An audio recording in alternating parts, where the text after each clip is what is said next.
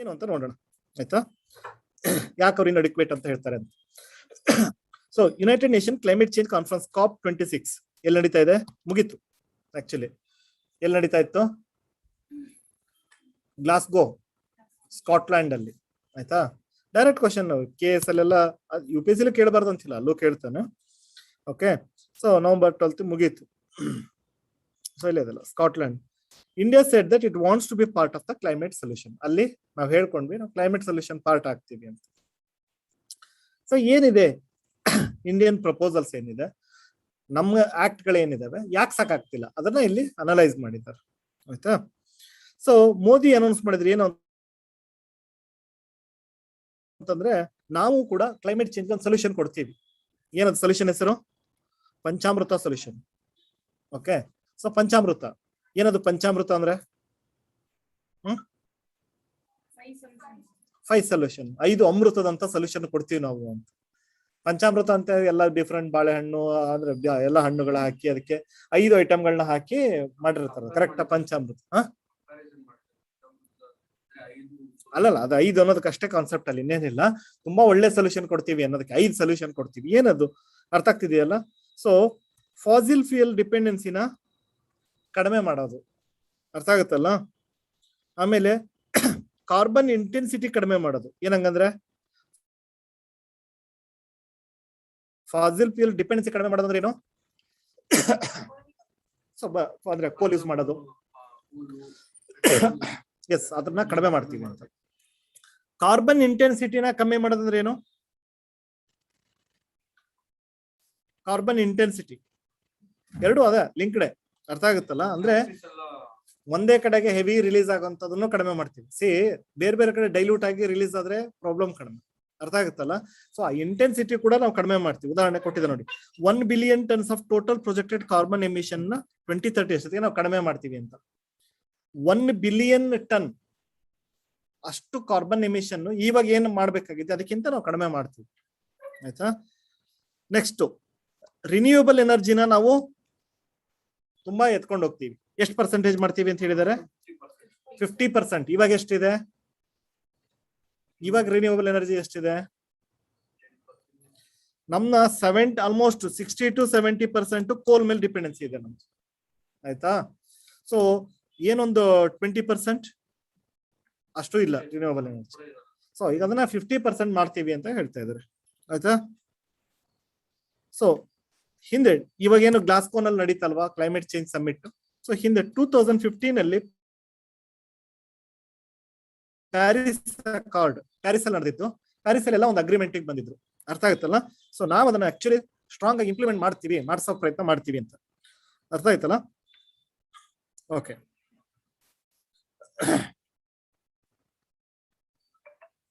So union minister ಯಾವ್ದಕ್ಕೆ, environment forest and climate ಚೇಂಜ್ಗೆ minister. Okay, ಅವ್ರು ಹೇಳ್ತಿದ್ದಾರೆ, ನೀವು ಇದ್ರ ಬಗ್ಗೆ ಮೊನ್ನೆ ಮಾತಾಡಿದ್ರಿ ನೆನಪಿದೆಯಲ್ಲ, $100 ಬಿಲಿಯನ್, ಅರ್ಥ ಆಗ್ತಿದೆಯಲ್ಲ, ಸಪೋರ್ಟ್ ಕೊಡ್ಬೇಕು ಅಂತ ಏನಾಗಿದೆ, ಡೆವಲಪ್ಡ್ ಕಂಟ್ರೀಸ್ ಡೆವಲಪಿಂಗ್ ಕಂಟ್ರೀಸ್ ಕಡೆ ದುಡ್ಡು ಕೊಡ್ಬೇಕು ಅಂತ ಏನಾಗಿದೆ ಅಲ್ಲ.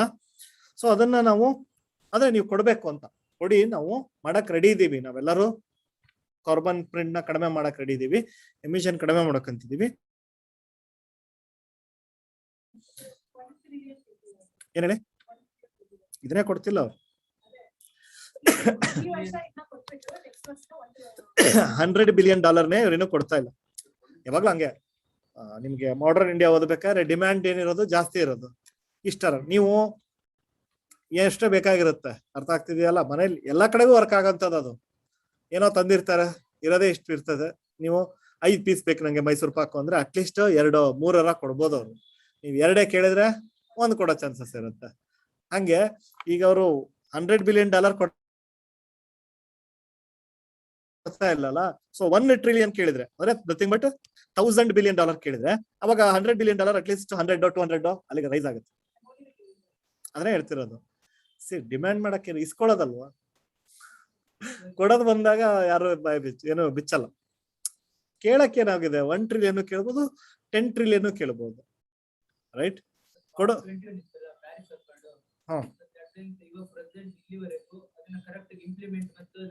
ಮಾಡಿಲ್ಲ, ಅದನ್ನ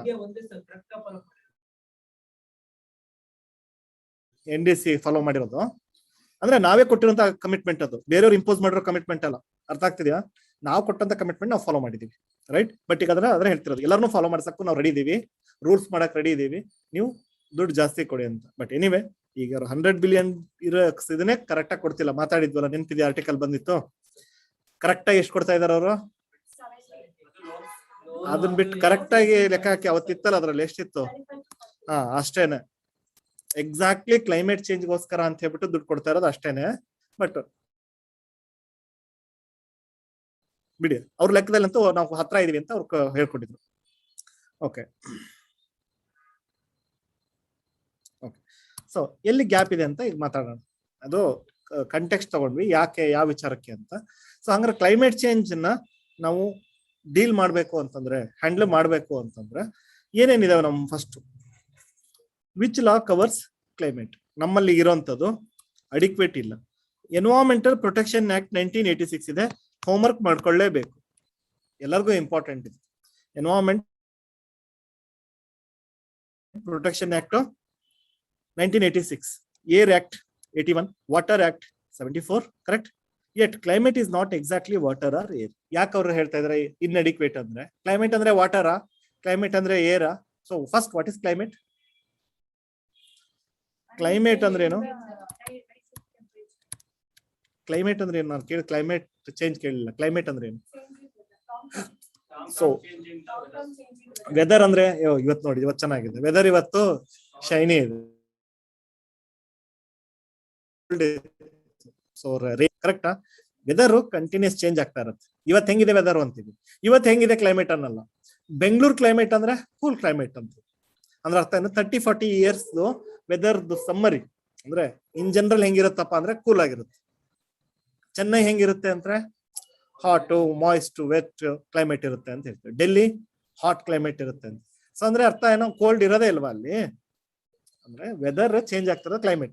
ಸೊ ಕ್ಲೈಮೇಟ್ ಚೇಂಜ್ ಬಗ್ಗೆ ಮಾತಾಡ್ತೀವಿ, ವೆದರ್ ಚೇಂಜ್ ಎವ್ರಿ ಡೇ ಆಗ್ತಾ ಇರುತ್ತೆ. ಕ್ಲೈಮೇಟ್ ಚೇಂಜ್ ಅಂದ್ರೆ ಲಾಂಗ್ ಟರ್ಮ್ ಅಲ್ಲಿ ನೋಡಪ್ಪ, ಮುಂಚೆ ಇದೇ ಬೆಂಗಳೂರೇ ಇಷ್ಟು ಹಾಟ್ ಇರಲಿಲ್ಲ, ಒಂದು 10-15 ವರ್ಷದ ಕೆಳಗಡೆಗೆ ಇನ್ನೂ ಕೂಲ್ ಆಗಿತ್ತು. ಸೊ ಕ್ಲೈಮೇಟ್ ಚೇಂಜ್ ಆಗ್ತಾ ಇದೆ ಅಂದಾಗ, ಸೊ ಎಕ್ಸ್ಟ್ರೀಮ್ ವೆದರ್ ಅಂದ್ರೆ ಹಾಟ್ನೆಸ್ ಇದ್ದು ಜಾಸ್ತಿ ಆಗ್ತದೆ, ಕೋಲ್ಡ್ನೆಸ್ ಹಂಗೆ ಜಾಸ್ತಿ ಆಗ್ತದೆ, ಎಕ್ಸ್ಟ್ರೀಮ್ ಕೋಲ್ಡ್, ಎಕ್ಸ್ಟ್ರೀಮ್ ಹಾಟ್, ಅದಕ್ಕೆ ಕ್ಲೈಮೇಟ್ ಚೇಂಜ್ ಅಂತೀವಿ. ಸೊ ಇಲ್ಲಂದ್ರೆ ನಾವು ವಾಟರ್ ಆಕ್ಟ್ ಇದೆ, ಏರ್ ಆಕ್ಟ್ ಇದೆ ಅಂತೆಲ್ಲ ಹೇಳ್ತಿದೀವಲ್ಲ, is water act water or air is a climate? ಅರ್ಥ ಆಗ್ತಿದೆಯಲ್ಲ? ವಾಟರ್, ಏರ್, ಕ್ಲೈಮೇಟ್, ಆಯ್ತಾ? So which law would cover the impacts of cyclone? Cyclone impact ಅನ್ನ ಕವರ್ ಮಾಡೋ ಲಾ ಹೆಸರು ಹೇಳಿ ಸರ್? ಡಿಸಾಸ್ಟರ್ ಮ್ಯಾನೇಜ್ಮೆಂಟ್ ಆಕ್ಟ್ ಇದೆ ಅಲ್ವಾ?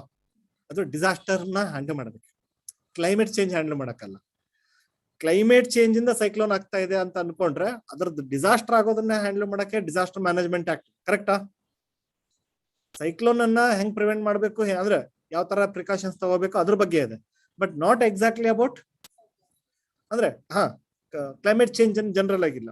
ಅರ್ಥ ಆಗ್ತಿದೆಯಲ್ಲ?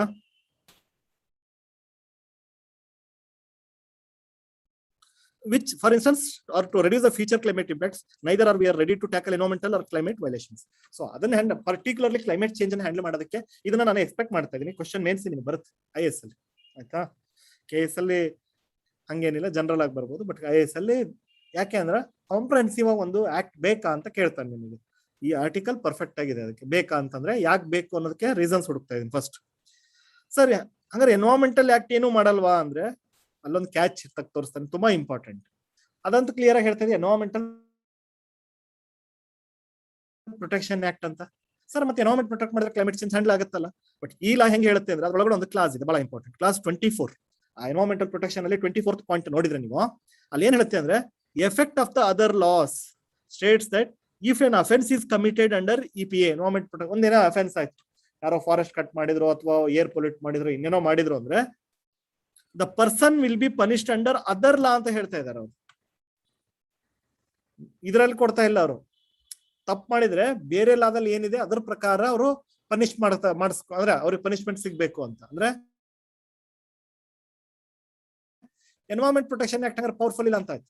ಬೇರೆ ಅದರ್ ಲಾ ಅಂದ್ರೆ ಉದಾಹರಣೆಗೆ ಏರ್ ಪೊಲ್ಯೂಷನ್ ಮಾಡಿದ್ನಾ, ಏರ್ ಆಕ್ಟ್ ಕೊಡ್ಲಿ. ವಾಟರ್ ಪೊಲ್ಯೂಷನ್ ಆಯ್ತಾ, ವಾಟರ್ ಆಕ್ಟ್ ಕೊಡ್ಲಿ. ಅಥವಾ ಯಾವ್ದು ಇಲ್ವಾ, ಕ್ರಿಮಿನಲ್ ಪ್ರೊಸೀಜರ್ CRPC ಗೊತ್ತಲ್ವಾ? CPC, CRPC, IPC, ಏನಾವು CRPC ಅಂದ್ರೆ ಏನು, CPC ಅಂದ್ರೆ ಏನು, IPC ಅಂದ್ರೆ ಏನು? Indian penal code, civil procedure code, criminal procedure code. ಹಂಗಂದ್ರೆ ಏನು ಅದನ್ನ ಹೇಳಿ.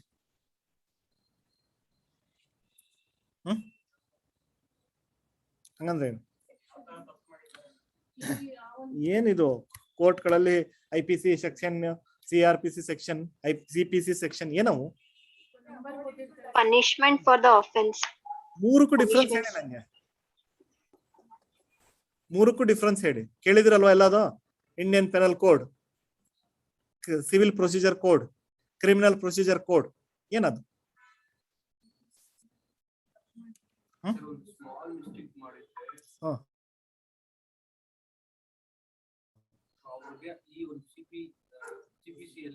ಓಕೆ, ದೊಡ್ಡ ಮಿಸ್ಟೇಕ್ ಮಾಡಿದ್ರೆ ಇನ್ನು ದೊಡ್ಡ ಮಿಸ್ಟೇಕ್ ಮಾಡಿದ್ರೆ IPC ನಾ? ನೋಡಿ, ಕೇಳ್ತಿರ್ತೀವಿ, ಯಾವತ್ತೂ ಅದ್ರ ಬಗ್ಗೆ ಕ್ಯೂರಿಯಾಸಿಟಿ ಬೆಳೆಸ್ಕೊಂಡು ಓಪನ್ ಮಾಡಿ ನೋಡಿರಲ್ಲ. ಒಂದ್ ಲೈನ್ ಅಲ್ಲಿ ಅರ್ಥ ಆಗುತ್ತೆ ಓದಿದ್ರೆ. ಅಟ್ಲೀಸ್ಟ್ ಹೆಸರಲ್ಲೇ ಇದೆ, civil procedure code, criminal procedure code, Indian penal code. Punishment ಯಾವ್ದ್ರಲ್ಲಿದೆ ಮೂರಲ್ಲಿ? ಪನಿಷ್ಮೆಂಟ್ ಯಾವ್ದ್ರಲ್ಲಿದೆ ಮೂರು ಬುಕ್ ಅಲ್ಲಿ? IPC. ಇಂಡಿಯನ್ ಪೆನಲ್ ಕೋಡ್ ಈ 400 ಸಮಥಿಂಗ್ ಪ್ರಕಾರ ಪೆನಾಲ್ಟಿ ಅಂದ್ರೆ ಪನಿಷ್ಮೆಂಟ್ ಏನ್ ಕೊಡಬೇಕು ಅಂತ.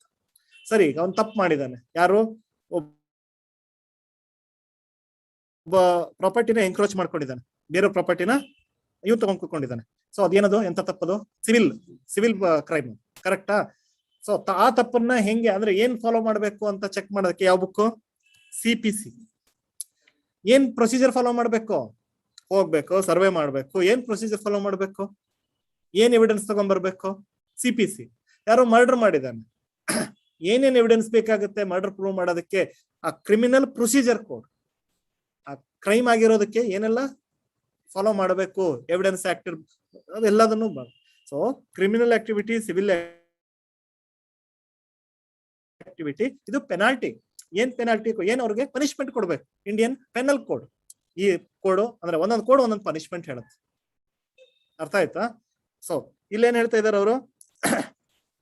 ಸೊ ಇದು ಕ್ರಿಮಿನಲ್ CRPC ತಗೊಂಡಿದ್ದಾರೆ. ಯಾಕೆ? ಇದು ಕ್ರಿಮಿನಲ್ ಆಕ್ಟಿವಿಟಿ ಅಂತ ಕೌಂಟ್ ಆಗುತ್ತೆ, ಎನ್ವೈರನ್ಮೆಂಟ್ ಪೊಲ್ಯೂಷನ್ ಮಾಡೋದು. ಆಯ್ತಾ? ಸಿವಿಲ್ ಆಕ್ಟಿವಿಟಿ ಅಂತಲ್ಲ. ಸೊ ಅದರ ಅಂಡರ್ ಅಲ್ಲಿ ಅವ್ರಿಗೆ ಪನಿಷ್ಮೆಂಟ್ ಕೊಡಿ ಅಂತ. ಅಂದ್ರೆ ಎನ್ವೈರನ್ಮೆಂಟ್ ಪ್ರೊಟೆಕ್ಷನ್ ಆಕ್ಟ್ ಏನು ಹೇಳ್ತಾ ಇಲ್ಲ ಅಂತ ಆಯ್ತಲ್ಲ ಅಲ್ಲಿಗೆ. ಸೊ ಪವರ್ಫುಲ್ ಇಲ್ಲ ಅದು ಅಂತ ಗೊತ್ತಾಗ್ತಿಲ್ಲ. ಹಂಗಾಗಿ EPA ಸಬಾರ್ಡಿನೇಟ್ ಟು ಎವ್ರಿ, ಬೇರೆವೆಲ್ಲ ಪವರ್ಫುಲ್, ಇದು ಅಷ್ಟು ವೀಕ್ ಅಂದ್ರೆ ಇದೇ ವೀಕ್. ಹಂಗಿದ್ಮೇಲೆ ಎನ್ವೈರನ್ಮೆಂಟ್ಗೆ ಅಂತ ನಾವು ಹೆಸರೇ ಕೊಡೋದಾಗಿದೆ ಎನ್ವೈರನ್ಮೆಂಟ್ ಪ್ರೊಟೆಕ್ಷನ್ ಆಕ್ಟ್. ಅರ್ಥ ಆಗುತ್ತಲ್ಲ? ಅದು ಕೂಡ ವೀಕ್ ಆಗಿದೆ. ಹಂಗಾರೆ ಕ್ಲೈಮೇಟ್ ಚೇಂಜ್ಗೋಸ್ಕರ ಒಂದು ಸಪರೇಟ್ ಲಾ ಬೇಕಾ, ಅಥವಾ ಇದನ್ನೇ ಸ್ಟ್ರಾಂಗ್ ಮಾಡೋದು? What. Second, there is a need to integrate the climate action. ಅಂದ್ರೆ ಎಲ್ಲವನ್ನು ಸಪರೇಟ್ ಆಗಿ ಇಟ್ಟರಾಗಲ್ಲ, ಎಲ್ಲದೂ ಸೇರ್ಕೊಂಡು ಕ್ಲೈಮೇಟ್ ಚೇಂಜ್ ಆಗ್ತಿರುವಂಥದ್ದು. ಅಥವಾ ಕ್ಲೈಮೇಟ್ ಚೇಂಜ್ ಇಂಪ್ಯಾಕ್ಟ್ ಏರ್ ಮೇಲಿದೆ, ವಾಟರ್ ಮೇಲಿದೆ, ಅಥವಾ ವಾಟರ್ ಬಾಡೀಸ್ ಮೇಲಿದೆ, ಕರೆಕ್ಟಾ? ಮೌಂಟೇನ್ಸ್ ಮೇಲೆ ಆಗ್ತಿದೆ, ಎಲ್ಲಾದ್ರ ಮೇಲೂ ಆಗ್ತಾ ಇದೆ, ಗ್ಲೇಷಿಯರ್ಸ್ ಮೇಲೆ ಆಗ್ತಾ ಇದೆ. ಸೊ ಹಂಗಾಗಿ ಇಂಟಿಗ್ರೇಟ್ ಕ್ಲೈಮೇಟ್ ಬೇಕು ನಮ್ಗೆ. Adaptation and mitigation and monitor progress, ಈ ವರ್ಡ್ಗಳನ್ನ ಯೂಸ್ ಮಾಡ್ಕೊಳ್ಳಿ ನಿಮ್ಮ ಆನ್ಸರ್ಗಳಲ್ಲಿ. There is a need to integrate. ಏನೇನ್ ಇಂಟಿಗ್ರೇಟ್ ಅಂದ್ರೆ ಕೂಡಿಸ್ಬೇಕು ಅಂತ. ನಾವು ಸಪರೇಟ್ ಮಾಡೋದಲ್ಲ. ಕ್ಲೈಮೇಟ್ ಆಕ್ಷನ್ ಜೊತೆಗೆ ಅಡಾಪ್ಟೇಷನ್, ಮಿಟಿಗೇಷನ್. ನಾವು ಕ್ಲೈಮೇಟ್ ಚೇಂಜ್ ಹೆಂಗ್ ಅಡಾಪ್ಟ್ ಆಗ್ಬೇಕು, ಯಾವ ತರ ಮಿಟಿಗೇಟ್ ಮಾಡ್ಬೇಕು, ಹೆಂಗೆ ನಾವು ಅಂದ್ರೆ ಅದೇ ಫಾಸಿಲ್ ಫ್ಯೂಲ್ ನ ಬರ್ನಿಂಗ್ ಕಡಿಮೆ ಮಾಡ್ಬೇಕಾ, ಮತ್ತೊಂದು ಕರೆಕ್ಟಾ? Mitigation and monitor the progress. ಏನ್ ಮಾಡ್ಬೇಕು? ಪ್ರೋಗ್ರೆಸ್ ನ ಮಾನಿಟರ್ ಮಾಡ್ಬೇಕು, ಏನೇನ್ ಆಗ್ತಿದೆ ಅಂತ. ಎಲ್ಲವೂ ಸಪರೇಟ್ ಇಡೋದಲ್ಲ, ಅವ್ರ ಪಾಡಿಗೆ ಅವರು, ಇವ್ರ ಪಾಡಿಗೆ ಇವ್ರು ವರ್ಕ್ ಮಾಡೋದಲ್ಲ. ಓಕೆ, ಕ್ಲೈಮೇಟ್ ಆಕ್ಷನ್ ಅನ್ನ ಒಂದ್ ಕಡೆಗೆ, ಅಂದ್ರೆ ಏನೇನು ಕ್ಲೈಮೇಟ್ ಆಕ್ಷನ್ ಇದೆ, ಗೋಲ್ಸ್ ಇದೆ, ಅದನ್ನು ಸೇರಿಸಿ ಅಡಾಪ್ಟೇಷನ್ ಏನೇನ್ ಮಾಡ್ಬೇಕು, ಮತ್ತೆ ಮಿಟಿಗೇಷನ್ ಹೆಂಗ್ ಕಡಿಮೆ ಮಾಡ್ಬೇಕು, ಮತ್ತೆ ಪ್ರೋಗ್ರೆಸ್ ಏನಾಗ್ತಾ ಇದೆ, ಅಷ್ಟನ್ನು ಸೇರಿಸ್ಬಿಟ್ಟು ಒಂದೇ ಇದ್ರಲ್ಲಿ ತಗೊಂಡ್ ಬರ್ಬೇಕು. Comprehensive climate action is not just technological. ಬರೀ ಟೆಕ್ನಾಲಜಿಕಲ್ ಅನ್ಕೋಬೇಡಿ. ಅಂದ್ರೆ ನಾವು ಒಳ್ಳೆ ಇಂಜಿನ್ ಯೂಸ್ ಮಾಡ್ತೀವಿ, ಎಮಿಷನ್ ಕಡಿಮೆ ಮಾಡ್ತೀವಿ, ಅರ್ಥ ಆಗ್ತಿದೆಯಲ್ಲ, ಈ ತರದ ಫೈಲ್ಸ್ ನ ಯೂಸ್ ಮಾಡಲ್ಲ, ಹಂಗಲ್ಲ. ಬರೀ ಟೆಕ್ನಾಲಜಿಕಲ್ ಅನ್ಕೋಬೇಡ, ಬಟ್ ಆಲ್ಸೋ ನೇಚರ್ ಬೇಸ್ಡ್. ಹಂಗಂದ್ರೇನು? ನಮ್ಮ ಎಕೋಸಿಸ್ಟಮ್ ಹಾಳಾಗಿ ಹೋಗಿದಾವಲ್ಲ, ಅವನ್ನ ರೀಸ್ಟೋರ್ ಮಾಡೋಣ. ಯಾವಾಗ್ಲೂ ಇದು ಯಾವತ್ತು ಈ ಅಪ್ರೋಚ್ ಇರ್ಬೇಕು. ಮಿಟಿಗೇಷನ್ ಇರ್ಬೇಕು. ಈಗ ರೋಡ್ ಅಲ್ಲಿ ಆಕ್ಸಿಡೆಂಟ್ ಆಗ್ತಾ ಇದೆ, ಏನ್ ಮಾಡ್ಬೇಕು ಅಂತ ಕೇಳಿದ್ರೆ ರೋಡ್ ಸರಿ ಮಾಡ್ಬೇಕು, ಮತ್ತೆ ಪೆನಾಲ್ಟಿನೂ ಹಾಕ್ಬೇಕು. ಬರೀ ಪನಿಷ್ಮೆಂಟ್ ಮಾಡಿದ್ರೆ ಆಕ್ಸಿಡೆಂಟ್ ಕಡಿಮೆ ಆಗಲ್ಲ. ಯಾಕೆ ಆಕ್ಸಿಡೆಂಟ್ ಆಗುತ್ತೆ? ಹೆಲ್ಮೆಟ್ ಹಾಕೊಂಬಂದಿಲ್ಲ. ಸೊ ಸ್ಟ್ರಿಕ್ಟ್ ಆಗಿ ಇಂಪ್ಲಿಮೆಂಟ್ ಮಾಡಬೇಕು.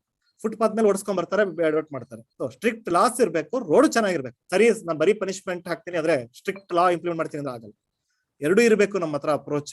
ಗೊತ್ತಾಯ್ತಲ್ಲ? ಹಂಗೆ ಇಲ್ಲಿ ಒಂದ್ ಕಡೆಗೆ ಟೆಕ್ನಾಲಜಿ ಯೂಸ್ ಮಾಡ್ಕೊಂಡು ಎಮಿಷನ್ ಕಡಿಮೆ ಮಾಡೋದು, ಇನ್ನೊಂದು ನೇಚರ್ ಬೇಸ್ಡ್ ಸೊಲ್ಯೂಷನ್. ಹಾಗಂದ್ರೆ ಹಾಳಾಗಿ ಹೋಗ್ಬಿಟ್ಟಿದೆ ಕಾಡುಗಳು, ಆಫಾರೆಸ್ಟೇಷನ್, ಕರೆಕ್ಟಾ? ಮ್ಯಾಂಗ್ರೋವ್ಸ್ ಹಾಳಾಗಿ ಹೋಗಿದೆ, ಅದನ್ನ ರೀಸ್ಟೋರ್ ಮಾಡ್ಬೇಕು. ಹಾಳಾಗಿ ಹೋಗಿರೋದು ಎಲ್ಲದನ್ನು ಚೆನ್ನಾಗಿ ಬೆಳೆಸ್ಬೇಕು. ರಿಡ್ಯೂಸಿಂಗ್ ನ್ಯಾಚುರಲ್ ಹಜಾರ್ಡ್ ಹಂಗಂದ್ರೆ ಏನು? ನ್ಯಾಚುರಲ್ ಕಡಿಮೆ ಮಾಡೋದಂದ್ರೆ ಏನು? ಸೊ ಅದನ್ನ ಕಡಿಮೆ ಮಾಡೋದಕ್ಕೆ ಎಷ್ಟು ಮಾಡ್ಬೇಕು? ಫ್ಲಡ್ ಯಾಕಾಗುತ್ತೆ? ಎಲ್ ಬೇಕಲ್ಲ ಮನೆ ಕಟ್ಕೊಂಡ್ರೆ, ನಾವು ಕಟ್ಕೊಳ್ಳೋದೇ ನೀರ್ ಹರ್ಕೊಂಡು ಹೋಗೋ ಜಾಗದಲ್ಲಿ ಮನೆ ಕಟ್ಕೊಂಡ್ರೆ ಆಬ್ವಿಯಸ್ಲಿ ಫ್ಲಡ್ ಆಯ್ತು ಅಂತೀರ. ದೂರದಲ್ಲಿ ಕಟ್ಕೊಳ್ಳೋಕೆ ಮಾಡ್ಬೇಕು. ಸೊ ನ್ಯಾಚುರಲ್ ಹಜಾರ್ಡ್ ನ ಕಡಿಮೆ ಮಾಡ್ಬೇಕು. ಕಾರ್ಬನ್ ಸಿಂಕ್ ನ ಜಾಸ್ತಿ ಮಾಡ್ಬೇಕು. ಕಾರ್ಬನ್ ಸಿಂಕ್ ಅಂದ್ರೆ ಏನು? ಮರಗಳು ಜಾಸ್ತಿ ಬೆಳೆಸಿದ್ರೆ ಅದು ಕಾರ್ಬನ್ ನ ಜಾಸ್ತಿ ಇದನ್ ಮಾಡುತ್ತೆ, ವಾಟರ್ ಬಾಡಿ ಸಿಂಕ್ ಮಾಡುತ್ತೆ. ಗೊತ್ತಾಯ್ತಲ್ಲ? ಸೊ ಈ ತರ ಮಾಡಿದಾಗ ಏನಾಗುತ್ತೆ ಅಂದ್ರೆ, ಸೊ ಕ್ಲೈಮೇಟ್ ಆಕ್ಷನ್ ಜೊತೆ ಫೈಟ್ ಮಾಡೋದು ಸ್ಟ್ರಾಂಗ್ ಆಗಿ ಸಾಧ್ಯ. Next Indian situation is unique. Okay, ಅಂದ್ರೆ ಏನು? ಯಾವ ಕಾರಣಕ್ಕೆ ನಮ್ಮಲ್ಲಿ ಪ್ರಾಬ್ಲಮ್ ಆಗುತ್ತೆ? ಪಾವರ್ಟಿ. ಈಗ ರಿಚ್ ಇದ್ರೆ ನಮಗೆ ಪ್ರಾಬ್ಲಮ್ ಆಗೋದು ಕಡಿಮೆ. ಇವಾಗ ಮಳೆ ಬಂತು, ಫ್ಲಡ್ ಆಯ್ತು ಅಂದ್ರೆ ಫಸ್ಟ್ ಎಲ್ಲಿ ಹೋಗುತ್ತೆ? ಈಜಿಪುರ. ನಿಮ್ ಪಾಡಿ ನೀವು ಆರಾಮ ಕ್ಲಾಸ್ ಕೇಳ್ತಾ ಇರ್ತೀರಿ. So it is not in the flood prone area. So ಯಾರು ಪೂರ್ ಇರ್ತಾರೆ ಅಂತ ಏರಿಯಾದಲ್ಲೇ ಹೋಗಿರ್ತಾರೆ, ಕಡಿಮೆ ಬಾಡಿಗೆ ಸಿಗುತ್ತೆ, ಕಡಿಮೆ ಇದು ಸಿಗುತ್ತೆ ಅಂತ ಆಬ್ವಿಯಸ್ಲಿ ಆಗತ್ತೆ ಅವ್ರಿಗೆ. ಸೊ ಪಾವರ್ಟಿ ಅರ್ಥ ಆಗ್ತಿದೆಯಲ್ಲ? ಆಮೇಲೆ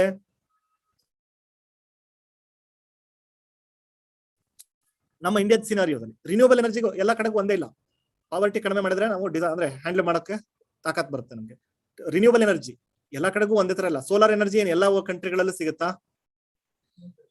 ಯಾಕಂದ್ರೆ ನಮ್ದು ಈಕ್ವೇಟರ್ ಹತ್ರ ಇರೋದ್ರಿಂದ ಸೋಲಾರ್ ಎನರ್ಜಿ ಜಾಸ್ತಿ ಸಿಗುತ್ತೆ. ಪೋಲ್ ಹತ್ರ ಇರೋರು ಸಿಗುತ್ತಾ? ಸೊ ಹಂಗಾಗಿ ನಾವು ಇದ್ರ ಬಗ್ಗೆ ಫೋಕಸ್ ಮಾಡ್ಬೇಕು. ಅಂದ್ರೆ ನಮ್ಮ ಕ್ಲೈಮೇಟ್ ಲಾ ಏನ್ ಬರುತ್ತೆ ಅದು ಇದ್ರ ಬಗ್ಗೆ ತುಂಬಾ ಎಂಫಸೈಸ್ ಮಾಡ್ಬೇಕು. ಓಕೆ, ನೋಡಿ ಇಲ್ಲಿ ಒಂದು ಎಕ್ಸಾಂಪಲ್ ಇದೆ. ನಮ್ಮ ಪ್ಲಾನ್ ಏನಿದೆ, 500 ಗಿಗಾವ್ಯಾಟ್ ಮಾಡ್ಬೇಕು 2030 ಎಷ್ಟೊತ್ತಿಗೆ ಅಂತ ರಿನ್ಯೂಬಲ್ಗೆ. ಈಗ ಎಷ್ಟಿದೆ? 175 ಗಿಗಾವ್ಯಾಟ್ ಇದೆ ನಮ್ದು. ಮೊನ್ನೆ ಹೇಳಿದ್ನಲ್ಲಪ್ಪ 175 ಗಿಗಾವ್ಯಾಟ್ ಇವಾಗ, ಅಂದ್ರೆ ಏನು ಪೂರ್ತಿ ಆಗಿಲ್ಲ, ಹತ್ರ ಇದೀವಿ ಅಂತ ಹೇಳಿದ್ರು. ಸೊ ನಮ್ ಟಾರ್ಗೆಟ್ ಎಷ್ಟು? 500 ಗಿಗಾವ್ಯಾಟ್ ಮಾಡ್ಬೇಕು ಅಂತ. ಸೊ ಅಲ್ಲಿ ರಿನ್ಯೂಬಲ್, ಸೋಲಾರ್, ಇವನ್ನೆಲ್ಲವನ್ನು ಓಕೆ. ಆದ್ರೆ ಅಟ್ ದ ಸೇಮ್ ಟೈಮ್ ಮಾಡೋದೇನೆ ಸರಿ. ಒಂದ್ ಕಡೆಗೆ ಸರ್ ಸೋಲಾರ್ ಬಂದ್ರೆ ಎಮಿಷನ್ ಕಡಿಮೆ ಆಗುತ್ತೆ ಅಂತ ಖುಷಿ ಪಡ್ತೀರಾ, ಅದು ಇನ್ನೊಂದ್ ಕಡೆ ಪ್ರಾಬ್ಲಮ್ ಕ್ರಿಯೇಟ್ ಮಾಡುತ್ತೆ. ಎಲ್ಲಿ ಪ್ರಾಬ್ಲಮ್ ಮಾಡೋದೇ ಅಲ್ವಾ? ರಿನ್ಯೂಬಲ್ ಎನರ್ಜಿ ಮಾಡ್ತಿದ್ದಂಗೆ ಎಲ್ಲ ಏನೋ ತೊಂದರೆನೇ ಆಗಲ್ವಾ?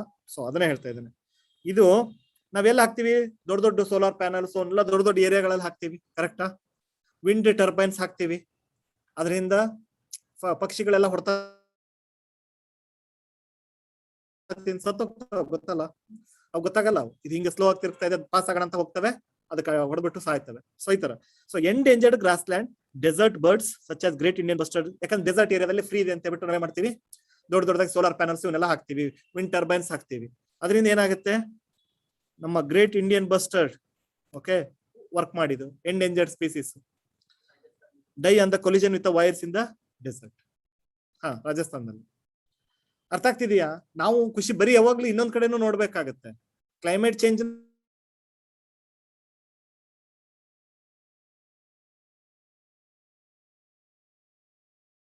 ನಾವು ಸರ್ ಸೋಲಾರ್ ವಿಂಡ್ ಎಲ್ಲ ಜಾಸ್ತಿ ಮಾಡ್ತಾ ಇದೀವಿ. ಸೊ ಸುಮ್ಮನೆ ಸೊಲ್ಯೂಷನ್ ಅಷ್ಟೇ ನೋಡೋದಲ್ಲ, ಒಂದ್ ಕಡೆ ಖುಷಿ ಪಡೋದು ಆದ್ರೆ ಇನ್ನೊಂದ್ ಕಡೆ ಅದನ್ನು ಯೋಚನೆ ಮಾಡ್ಬೇಕು, ಹೆಂಗ್ ಮಾಡ್ಬೇಕು ಅಂತ. ಓಕೆ, ಮಾಡೋದ್ ಬೇಡ ಅಂತ ಹೇಳ್ತಿಲ್ಲ, ನೀವು ಆಕ್ಟ್ ಮಾಡಕ್ ಹೊರಟಿದ್ದೀರಲ್ಲ ಅದ್ರ ಬಗ್ಗೆ ಏನ್ ಮಾಡ್ಬೋದು ಅಂತ ಯೋಚನೆ ಮಾಡಿ ಅಂತ. ಇವಾಗ ಗ್ಲಾಸ್ ಬಿಲ್ಡಿಂಗ್ ಹಾಕ್ಬಿಡ್ತೀವಿ, ಪಕ್ಷಿಗಳಿಗೆ ಇಲ್ಲೇನೋ ಬರಲ್ಲ, ಸರಿ ಅಜ್ಜ ಅವು ಕಲ್ತ್ಕೋತಾ ಇದಾವೆ. ದೂರದಲ್ಲಿ ನೀವು ದೊಡ್ಡ ಗ್ಲಾಸ್ ಬಿಲ್ಡಿಂಗ್ ಇರುತ್ತಲ್ಲ, ಗೊತ್ತಾಗದೇ ಇಲ್ಲ, ಟ್ರಾನ್ಸ್ಪರೆಂಟ್ ಇದೆ ಅಂತ ಸೀದಾ ಸ್ಪೀಡ್ ಬಂದು ಹೊಡ್ಕೊಂಡ್ಬಿಡುತ್ತೆ, ಸತ್ತೋಗ್ಬಿಡುತ್ತೆ. ಸೊ ಅದಕ್ಕೆ ಯೋಚನೆ ಏನ್ ಮಾಡಿದ್ರೆ ಆಗ್ಬೋದು? ಫಾರ್ ಎಕ್ಸಾಂಪಲ್ ಈಗ ಅದ್ರ ಮೇಲೆ ಒಂದು ಪೋಸ್ಟರ್ ಅಂಟಿಸಿದೀವಿ, ಸೊ ಅದು ಟ್ರಾನ್ಸ್ಪರೆಂಟ್ ಇಲ್ಲ ಅಂತ ಗೊತ್ತಾಗತ್ತೆ, ಏನೋ ಅಡ್ಡ ಇದೆ ಅಂತ ಎಕ್ಸಾಂಪಲ್. ಸೊ ಗ್ಲಾಸ್ ಬಿಲ್ಡಿಂಗ್ ಗಳಿಗೆ ಮಾಡಕ್ ಬರುತ್ತೆ ಏನೋ ಟೆಕ್ನಾಲಜಿ. ಸೊ ಹಂಗ ದೂರದಿಂದ ಅವನು ಅಂದ್ರೆ ರಿಫ್ಲೆಕ್ಟ್ ಆಗಿ ಏನೋ ತರ ಇಲ್ಲೇನೋ ಅಡ್ಡ ಇದೆ ಅಂತ ಗೊತ್ತಾಗಂಗ್ ಮಾಡಿದ್ರೆ ಆ ಪ್ರಾಬ್ಲಮ್ ಸಾಲ್ವ್ ಮಾಡುತ್ತೆ. ಫಸ್ಟ್ ಪ್ರಾಬ್ಲಮ್ ಇದೆ ಅಂತ ಐಡೆಂಟಿಫೈನೇ ಮಾಡಿಲ್ಲ ಅಂದ್ರೆ ಮಾಡೋದೇ ಇಲ್ವಲ್ಲ ಅಂತ.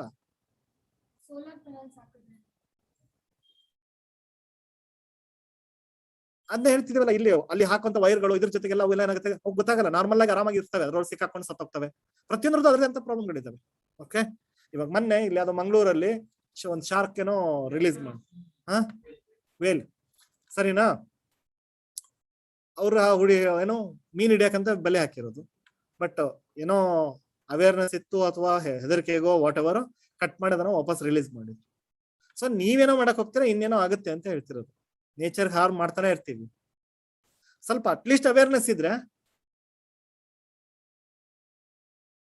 ಅದಕ್ಕೆ ಸೊಲ್ಯೂಷನ್ ಕೊಡ್ತೀವಿ. ಈಗ ಅದ್ರ ಬಗ್ಗೆ ತಲೆಗೆ ಇಲ್ಲ ಅನ್ಕೊಳ್ಳಿ, ಯಾರು ಹೇಳೋರಿಲ್ಲ ಕೇಳಲ್ಲ ಅನ್ಕೊಳ್ಳಿ, ಅವ್ರೇನ್ ಮಾಡ್ತಿದ್ರು, ಬಲೆ ಹಾಳು ಮಾಡ್ಕೊತಿರ್ಲಿಲ್ಲ. ಈಗ ಬಲೆ ಕಟ್ ಮಾಡಿ ಅದನ್ನ ರಿಲೀಸ್ ಮಾಡಿದ್ರು, ಬಲೆ ಹಾಳು ಮಾಡ್ಕೊತಿರ್ಲಿಲ್ಲ. ಅದನ್ನ ಸಾಯಿಸಿ ವಾಪಸ್ ಅಲ್ಲೇ ಎಸದ್ ಬಿಡೋರು, ಬೇಡ ಅಂದ್ರೆ ಯೂಸ್ ಮಾಡೋರು, ಇಲ್ಲ ಎಸದ್ ಬಿಡೋರು, ಏನೋ ಒಂದ್ ಮಾಡೋರು. ಒಟ್ಟು ಕರೆಕ್ಟಾ, ಫುಡ್ ಆಗೇ ಯೂಸ್ ಮಾಡೋರು, ಬೇಡ ಏನಾರ ಭಯ ಆಗಿತ್ತು ಅಂದ್ರೆ ಅಲ್ಲೇ ಸಾಯಿಸಿ ಕೈ ಬಿಡೋರು. ಕರೆಕ್ಟಾ? ಸೊ ಅದ್ರದ್ದು ಇಂಪಾರ್ಟೆನ್ಸ್ ಗೊತ್ತಿಲ್ಲ ಅಂತಂದ್ರೆ, ಸೀರಿಯಸ್ ಆಗಿ ಆಕ್ಷನ್ ತಗೊಂಡಿಲ್ಲ ಅಂದ್ರೆ ಯಾರು ತಲೆ ಕೆಡಿಸ್ಕೊಳ್ಳಲ್ಲ ಪ್ರೊಟೆಕ್ಟ್ ಮಾಡಕ್ಕೆ. ಸೊ ಅದನ್ನ ಇಲ್ಲಿ ಹೇಳ್ತಾರೆ, 3 ಪಾಯಿಂಟ್ ಹೇಳಿದ್ರು. ಅಂದ್ರೆ ನಮ್ಗೆಲ್ಲ ಆಕ್ಟ್ ಗಳಿದಾವೆ ಪವರ್ಫುಲ್, ಅಂದ್ರೆ ಒಂದೇ ಒಂದಲ್ಲ, ಅದು ಎಲ್ಲ ಸಪ್ರೇಟ್ ಆಗಿದೆ. ಒಂದ್ ವೇಳೆ EPA ಇದೆ ಇದ್ರೂ ಕೂಡ ಅದು ವೀಕ್ ಇದೆ, ಯಾಕಂದ್ರೆ ಅದ್ರಲ್ಲಿ ಪನಿಷ್ಮೆಂಟ್ ಇಲ್ಲ, ಎಲ್ಲದು ಬೇರೆದೇ ಕೊಡುತ್ತೆ ಅಂತಿರುತ್ತೆ. ಇನ್ನೊಂದ್ ಕಡೆಗೆ ಬಂತೆ ಅಂದ್ರೆ ನಾವು ಸಪ್ರೇಟ್ ಕ್ಲೈಮೇಟ್ ಆಕ್ಷನ್ ಗೋಲ್ಸ್ ಇದೆ ಇಂಡಿಯಾದಲ್ಲಿ, ಇದೆ ಅಡಾಪ್ಷನ್ ಇದೆ ಮಿಟಿಗೇಷನ್ ಇದೆ, ಮತ್ತೆ ಮಾನಿಟರಿಂಗ್ ಮಾಡ್ತಾ ಇಲ್ವಾ, ಮಾಡ್ತೀವಿ. ಆದ್ರೆ ಒಂದೇ ಕಡೆಗೆ ಇಲ್ಲ, ಅವ್ರವ್ರ ಪಾಡಿಗೆ ಅವ್ರವ್ರ ಸಪ್ರೇಟ್ ಆಗಿದೆ, ಇಂಟಿಗ್ರೇಟ್ ಮಾಡೋ ಅವಶ್ಯಕತೆ ಇದೆ. ಮತ್ತೊಂದ್ ಏನಂದ್ರೆ ಇಂಡಿಯನ್ ಸಿಚುಯೇಷನ್ ಅನಲೈಸ್ ಮಾಡ್ಕೋಬೇಕು. ನಮ್ಮ ಪಾವರ್ಟಿ, ನಮ್ಮ ಸಿಚುಯೇಷನ್ ಯಾವ ತರ ಅಫೆಕ್ಟ್ ಮಾಡ್ತಾ ಇದೆ ಕ್ಲೈಮೇಟ್ ಚೇಂಜ್ ನ. ಫೀಲ್ ಜಾಸ್ತಿ, ಈಗ ಕ್ಲೈಮೇಟ್ ಚೇಂಜ್ ಎಲ್ಲರಿಗೂ ಆಗ್ತಾ ಇದೆ. ಈಗನೇ ಎಕ್ಸಾಂಪಲ್ ಕೊಟ್ಟನಲ್ಲ, ಈಜಿಪುರದವ್ರಿಗೂ ವಿಜಯನಗರದಲ್ಲಿ ಇರೋರ್ಗು ಯಾಕೆ ವ್ಯತ್ಯಾಸ ಇದೆ ಅಂದ್ರೆ, ಅಲ್ಲಿ ಪೂರ್ ಪೀಪಲ್ ಇದಾರೆ, ಇಲ್ಲಿ ಓಕೆ ಹ್ಯಾಂಡಲ್ ಮಾಡಕ್ಕಿದ್ದಾರೆ, ಅದಕ್ಕೆ ಇಲ್ಲಿ ಪ್ರಾಬ್ಲಮ್ ಆಗಲ್ಲ. ಹಂಗೇನೆ ಕಂಟ್ರಿಗಳು ಬಂದಾಗ ಏನೋ ಬಾರ್ಡರ್ ಅಲ್ಲಿ ಸೀಸ್ ಇದರಲ್ಲಿ ಐಲ್ಯಾಂಡ್ ಕಂಟ್ರಿಗಳು ಏನಿರ್ತಾವಲ್ಲ, ಫಸ್ಟ್ ಅಫೆಕ್ಟ್ ಆಗೋದು ಅವ್ರಿಗೇನೆ. ಕರೆಕ್ಟಾ? ಗ್ಲೇಷಿಯರ್ಸ್ ಎಲ್ಲ ಕರಗ್ಬಿಟ್ಟು ಮೆಲ್ಟ್ ಆಗಿ ನೀರ್ ಹೆಚ್ಚಿಗೆ ಲೆವೆಲ್ ಆಗ್ತಂದ್ರೆ ಮುಳುಗ್ ಬಿಡ್ತವೆ ದೇಶಗಳು.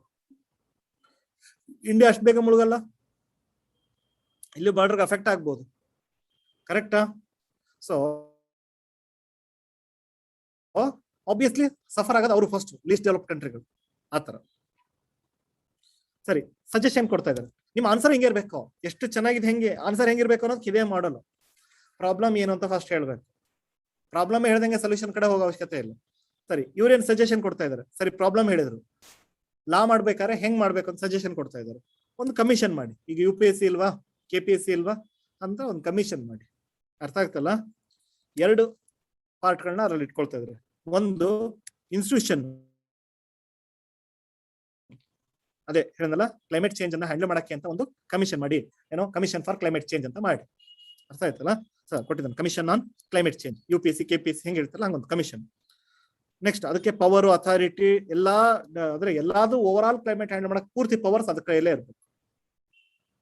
ಅದಕ್ಕೆ ಕ್ವಾಸಿ ಜುಡಿಷಿಯಲ್ ಪವರ್ಸ್ ಅಂದ್ರೆ ಏನು, ಕೋರ್ಟ್ ತರ, ಬಟ್ ಕ್ರಿಮಿನಲ್ ಕೇಸ್ ಹ್ಯಾಂಡಲ್ ಮಾಡೋಷ್ಟು ಪವರ್ಸ್ ಅಲ್ಲ, ಸಿವಿಲ್ ಕೋರ್ಟ್ ಅಷ್ಟು ಪವರ್. ನಾರ್ಮಲ್ ಏನ್ ಹಂಗಂದ್ರೆ ಸಿವಿಲ್ ಕೋರ್ಟ್ ಅಷ್ಟು ಪವರ್ ಅಂದ್ರೆ ಏನು, ಯಾರು ಹೇಳ್ತೀರಾ?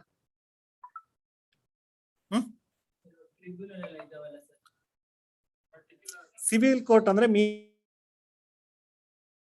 ಮೀನಿಂಗ್ ಏನು ಅಂತ ಕೇಳ್ತಾ ಇದೀನಿ. ನಾವೆಲ್ಲ ಹೇಳ್ತೀವಿ ಕೋರ್ಟ್ ಅಷ್ಟು ಪವರ್ ಕೊಡಿ ಅಂತ, ಹಂಗಂದ್ರೆ ಏನು? ನಾಳೆ ನೀವು DC ಗಳಾಗೋರು AC ಆಗೋರು ನಿಮಗೆ ಪವರ್ಸ್ ಇದೆ ಅಪ್ಪ, ಇವರ ಕ್ವಾಸಿ ಜುಡಿಷಿಯಲ್ ಬಾಡಿ ಏನಂಗಂದ್ರೆ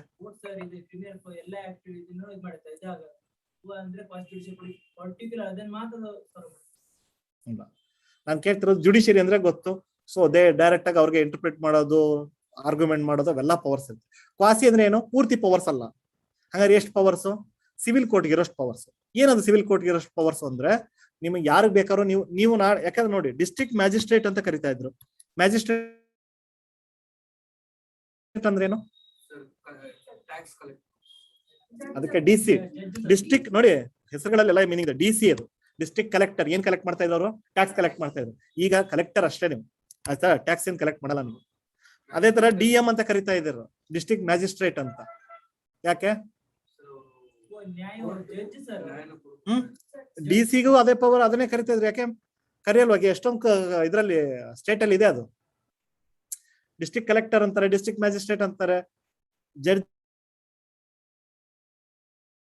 ಇರೋ ಪವರ್ಸ್ DC-ಗೆ ಇದೆ.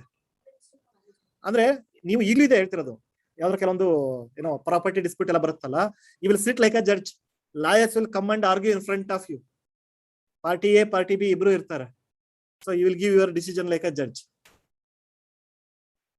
ಅವ್ರಿಗೆ ಅದು ಇಷ್ಟ ಆಗಿಲ್ಲ ಅಂದ್ರೆ ಕೋರ್ಟ್ಗೆ ಹೋಗ್ಬೋದು.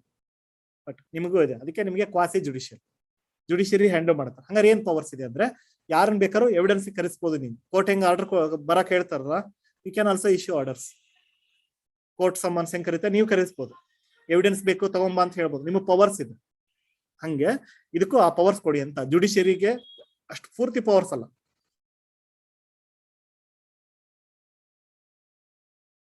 ಗೊತ್ತಾಯ್ತಾ? To ensure that it directions are followed in that. ಆ ಪವರ್ ಕೊಟ್ಟು ಕೋರ್ಟ್ ಆರ್ಡರ್ಸ್ ನ ಯಾರು ರಿಜೆಕ್ಟ್ ಮಾಡಲ್ಲ. ನಿಮ್ಗೆ ಯಾಕೆ ಆ ಪವರ್ಸ್ ಕೊಟ್ಟಿರ್ತಾರ ಅಂದ್ರೆ, ನಿಮ್ಮ ಆರ್ಡರ್ನ ರಿಜೆಕ್ಟ್ ಮಾಡಬಾರ್ದು ಅಂತ. ಸೊ ಇದಕ್ಕೂ ಅದೇ ತರ ಪವರ್ಸ್ ಕೊಡಿ, ಸೊ ದಟ್ ಎಲ್ಲರೂ ಫಾಲೋ ಮಾಡ್ಬೇಕು ಅಂತ. It should be assisted by technical committee. Okay fine. ಅದೇ ತರ ಬೇರೆ ಬೇರೆ ಅಂದ್ರೆ ಸಜೆಷನ್ ಕೊಡಕ್ಕಿರ್ಲಿ. Commission could look agencies institute that have a disproportionate impact ಅಂತ. ಅಂದ್ರೆ ಯಾರ್ಯಾರು ಏನೇ ಗವರ್ಮೆಂಟ್ ಆಕ್ಷನ್ ಪವರ್ಸ್ ಇರ್ಲಿ ಅಂತ. Next, tracing carbon footprint. So what you mean by carbon footprint? Footprint ಮೊನ್ನೆನೇ ಕೇಳಿದ್ನಲ್ಲಪ್ಪ. ಫುಟ್ ಪ್ರಿಂಟ್ ಅಂದ್ರೆ ಏನು? ನೀವ್ ಹೆಜ್ಜೆ ಇಟ್ಟಿದ್ ಗುರುತು ಕಾಣಿಸ್ಕೊಂಡು ಹೋಗುತ್ತೆ. ಕಾರ್ಬನ್ ಫುಟ್ ಪ್ರಿಂಟ್ ಅಂದ್ರೆ ಕಾರ್ಬನ್ ಎಷ್ಟು ನಾವು ರಿಲೀಸ್ ಮಾಡ್ತಾ ಇದೀವಿ ಅದ್ರದ್ದು ಎವಿಡೆನ್ಸ್. 1 ಟನ್ ಬಿಡ್ತಿದೀವ, 2 ಟನ್ ಬಿಡ್ತಿದೀವ ಅಷ್ಟೇ carbon footprint. How much we are releasing ಅಂತ. 1 ಟನ್ನ 2 ಟನ್ನ ಅಂತ. ಆಯ್ತಾ? Carbon footprint of single activity from start to finish. So ಈಗೇನೋ ಒಂದು ಗವರ್ಮೆಂಟ್ ಪ್ರಾಜೆಕ್ಟ್ ಹಾಕತ್ತೆ. ಇವಾಗ ಮೆಟ್ರೋ ಕ್ಯಾಲ್ಕುಲೇಷನ್ ಮಾಡಕ್ ಬರುತ್ತೆ. ಈ ಆಕ್ಟಿವಿಟಿ ಕಂಪ್ಲೀಟ್ ಆಗಷ್ಟೊತ್ತಿಗೆ ಎಷ್ಟು ಕಾರ್ಬನ್ ಡೈಆಕ್ಸೈಡ್ ರಿಲೀಸ್ ಆಗುತ್ತೆ, ಅದೇ ಕಾರ್ಬನ್ ಫುಟ್ ಪ್ರಿಂಟ್. ಸೊ ಮಾಡ್ಬೇಕೋ ಮಾಡಬಾರ್ದು ಅಸೆಸ್ ಮಾಡಕ್ಕಾಗತ್ತೆ. ಯಾವ್ದೋ ಒಂದು ಫ್ಯಾಕ್ಟ್ರಿಗೆ ಹಾಕಕ್ ಬಿಡ್ತಾ ಇದ್ದಾರೆ. ಸೊ 1 ಇಯರ್ಗೆ ಇದು ಎಷ್ಟು ಕಾರ್ಬನ್ ಡೈಆಕ್ಸೈಡ್ ಇದನ್ನ ರಿಲೀಸ್ ಮಾಡಬಹುದು.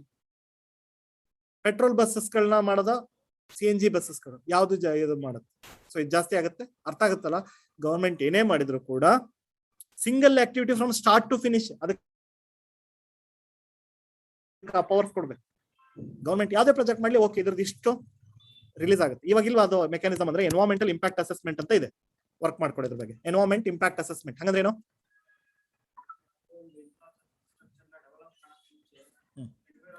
ಏನಾದ್ರು ಹಾರ್ಮ್ ಆಗುತ್ತಾ ಅಂತ ಚೆಕ್ ಮಾಡೋದು. ಇವಾಗ ಇದೆ ಅದು ರೈಟ್. ಆದ್ರೆ ಯಾರು ಸಪರೇಟ್ ಆಗಿ ಹ್ಯಾಂಡಲ್ ಮಾಡ್ತಾರೆ. ಅದ್ರ ಬದಲು ಈ ಕಮಿಷನ್ ಅಂಡ್ರಲ್ಲೇ ಅದು ಬರ್ಲಿ ಅಂತ.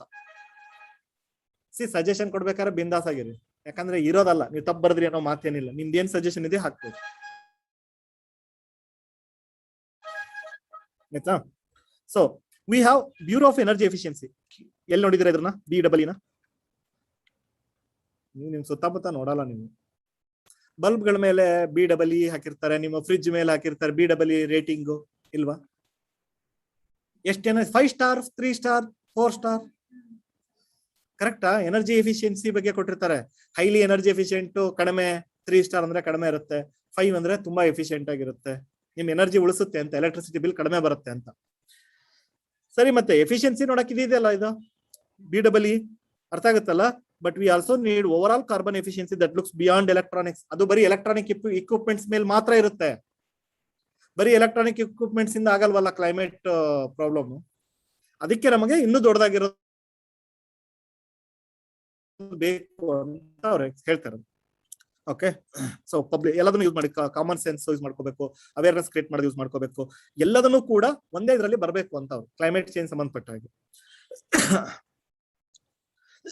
ನೋಡಿ ಇಲ್ಲಿ ಒಂದ್ ದೊಡ್ಡ ಎಕ್ಸಾಂಪಲ್ ಕೊಡ್ತಾನೆ. ಒಳ್ಳೆ ಎಕ್ಸಾಂಪಲ್ಗಳನ್ನ ನೆನ್ಪಿಟ್ಕೋಬೇಕು. NGT ಬಗ್ಗೆ ಕೇಳಿದೀರಾ? National green tribunal. ಏನದು?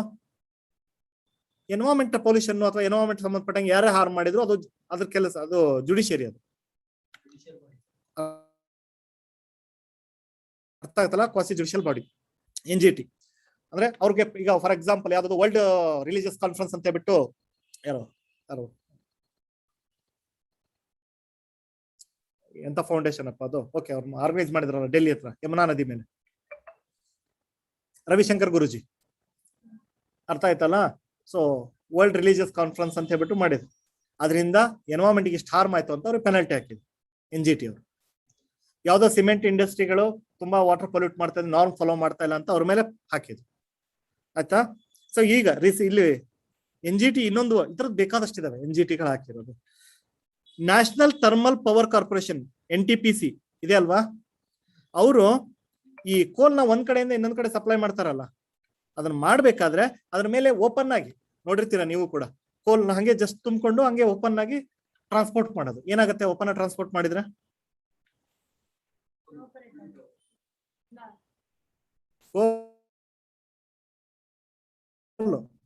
ಅದು ಪೆಟ್ರೋಲ್ ಅಲ್ಲ, ಅದರಿಂದ ಅದು ಹೊರಗಡೆ ಹೋಗ್ತಾ ಹೋಗ್ತಾ ಸುತ್ತಮುತ್ತ ಇರೋ ಜನರಿಗೆ ಅದರಿಂದ ಹಾರ್ಮ್ ಆಗುತ್ತೆ. ಸೊ ತಲೆನೇ ಕೆಡಿಸ್ಕೊಂಡಿರ್ಲಿಲ್ಲ ಅವರು, ಸುಮ್ನೆ ಕಳ್ಸೋರು, ಕ್ಲೋಸ್ ಮಾಡ್ದಂಗೆ ಹಂಗೆ ಕಳ್ಸೋರು.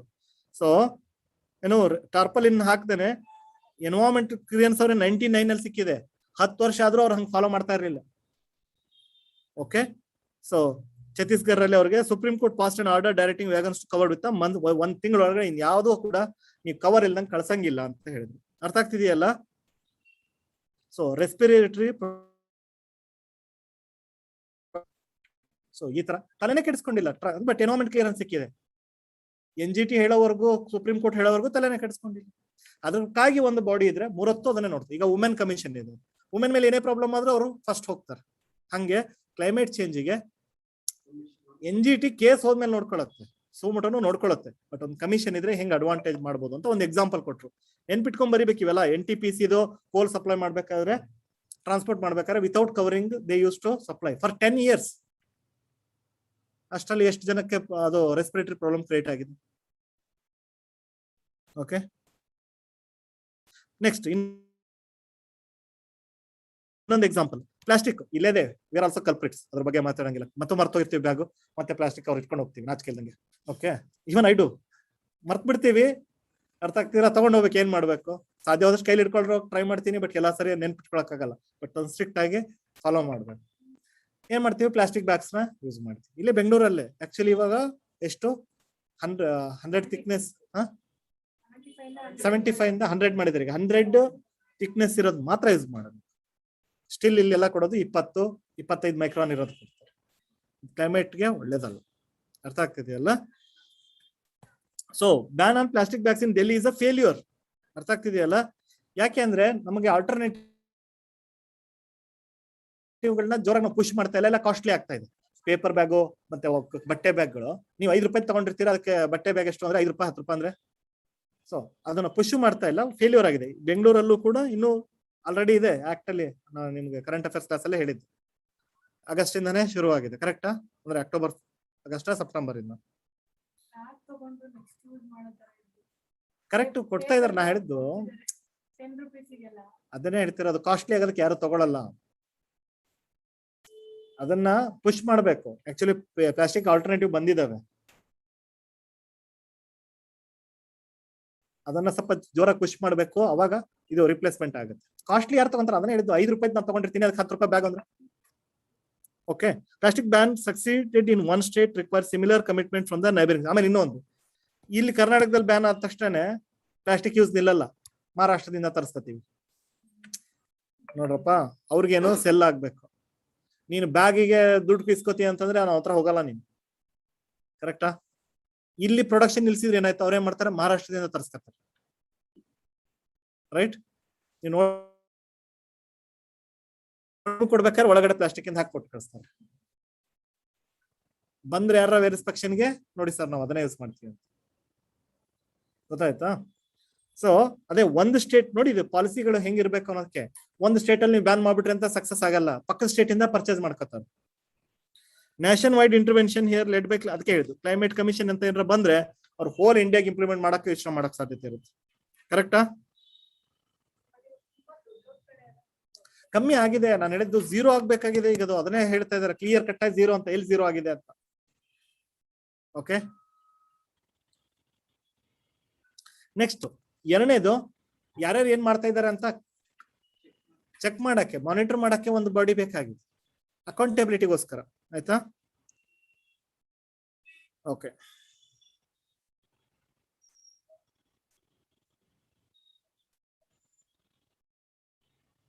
ಒಂದು ಎಕ್ಸಾಂಪಲ್ ಕೊಡ್ತಾನೆ ಅಕೌಂಟಬಿಲಿಟಿ ವಿಚಾರಕ್ಕೆ.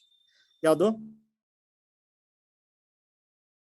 ಬರ್ಸ್ಟ್ ಆಯ್ತಲ್ಲ, ಸರಿನಾ? ಅದು is it act of god? ಅಂದ್ರೆ ಮುಂಚೆನೆ ಯೋಚನೆ ಮಾಡಿದ್ರೆ ಒಂದ್ ಕಮಿಷನ್ ಇದ್ದಿದ್ರೆ ನೋಡಿ ನೀನ್ ಇಂಥ ಏರಿಯಾದಲ್ಲಿ ಇದೆಯಾ ಫಸ್ಟ್ ಅಲ್ಲಿ ಎತ್ತಂಗಡಿ ಮಾಡ್ಕ, ಇಲ್ಲ ಅಂತಂದ್ರೆ ಏನಾರ ಡ್ಯಾಮೇಜ್ ಆದಾಗ ದೊಡ್ಡದಾಗಿ ಡಿಸಾಸ್ಟರ್ ಆಗುತ್ತೆ, ಏನಾರ ಪ್ರಾಬ್ಲಮ್ ಆಯ್ತು ಅಂದ್ರೆ. ಸೊ ಕೇಳೋರು ಇರ್ಲಿಲ್ಲ, ಅರ್ಥ ಆಗ್ತಿದ್ರೆ ಅದನ್ನೇ ಹೇಳ್ತಾ ಇದ್ದಾರೆ. The court held damage was not actor of God and invoke the principle of no fault liability. Alaknanda hydro power company ಅಲ್ಲಿದ್ದು, ಅರ್ಥ ಆಯ್ತಲ್ಲ, was asked to by the tribunal to pay more than 9 crore in the damages, but all this was after disaster. Climate Commission could ideally prevent such negligence. ಫ್ರೆಗೈಲ್ ಇದೆ, ಮೊದಲನೇ ಎರಡು ಅಂತ order pass ಮಾಡ್ಬೋದಿತ್ತು, commission ಇದ್ದು action ತಗೊಳಂಗಿದ್ರೆ ಇದನ್ನು stop ಮಾಡ್ಬೋದಿತ್ತು ಅಂತ ಹೇಳ್ತಾ ಇರೋದು. Okay fine, that's it. Idea ಬಂತ? ಇದು ಆಕ್ಚುಲಿ ರೆಡಿಮೇಡ್ ಆನ್ಸರ್ ಇದು. ನೀವು ಹೆಂಗ್ ಏನ್ ಎಕ್ಸ್ಪೆಕ್ಟ್ ಮಾಡ್ತೀರಾ, ನೀವೇನೋ ಒಂದು ಕಾಂಪ್ರಹೆನ್ಸಿವ್ ಆಗಿ ಇನ್ನೂ ಹೊಸ ಪಾಯಿಂಟ್ಸ್ಕೊಂಡು ನೀವು ಆಡ್ ಮಾಡಿ ಬರೀ.